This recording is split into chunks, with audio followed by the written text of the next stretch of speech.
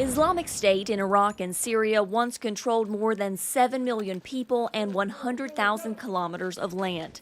Since its territorial defeat, it could no longer wage a full-scale war, but the group, also known as ISIS, has not stopped terrorizing local populations through bombings and small attacks.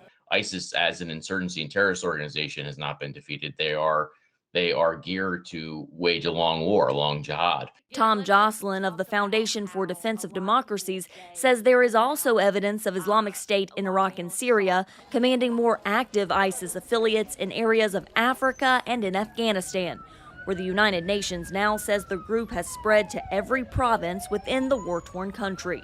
I think that overall the U.S. has pretty consistently underestimated the jihadi cause. The U.S. has, for a very long time, has played what I call disconnect the dots. The political and military leadership and others really have not wanted to be in this fight for a long time.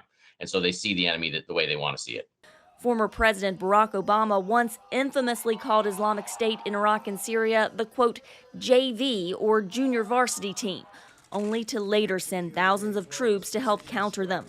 And former President Donald Trump twice tried to pull all forces out of Syria, only to send troops back in to continue helping Syrian allies battling the terror group.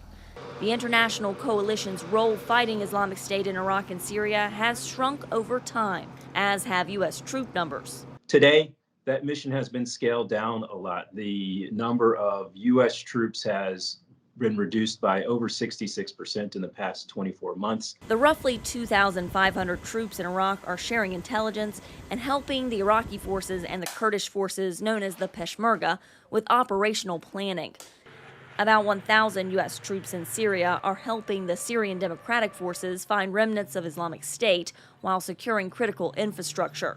Colonel Miles Kaggans, a military fellow at the Council on Foreign Relations who served as the spokesman for the global coalition to defeat ISIS, says where U.S. forces are partnered in Syria, the terror group is unable to hold territory or conduct significant attacks. In contrast, in regime-held areas, there are still pockets of resistance and terrorist activity from ISIS that is giving fits to the Syrian regime in the Badia Desert.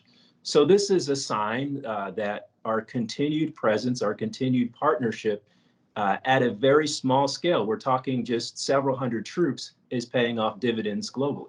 One of the most worrisome problems lingering since Islamic State's territorial defeat is the massive number of fighters and family members detained in overcrowded prison camps. ISIS is now a so-called caliphate that's in a cage.